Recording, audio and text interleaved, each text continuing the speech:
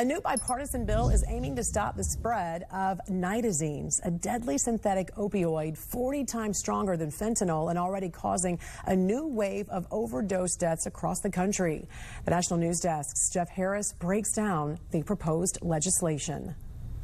Just introduced in the House, the Nitazene Control Act is working to legally classify nitazenes as a drug with no medical use and high overdose risk, while also closing a loophole allowing some versions to avoid laws banning synthetic opioids. The two lawmakers spearheading this bipartisan bill, Representatives Eugene Vindman and Michael Baumgartner, both taking to social media to lobby for the legislation. Vindman writing, "These drugs are the next fentanyl, cheap to make, easy to traffic, and devastating families across America."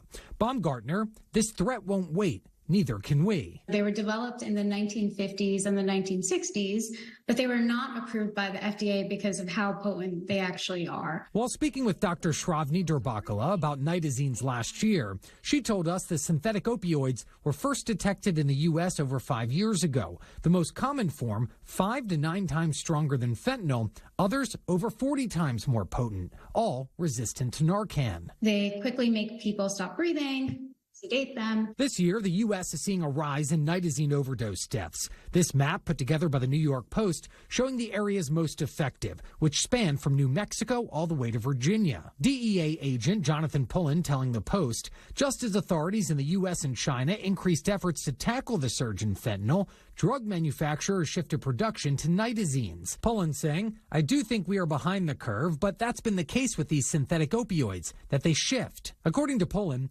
nitazenes are produced in China, often with the help of Mexican cartels, who then move north across the border. Adding, while the federal government is making headway to tackle the threat, including President Trump's border crackdown, more work needs to be done.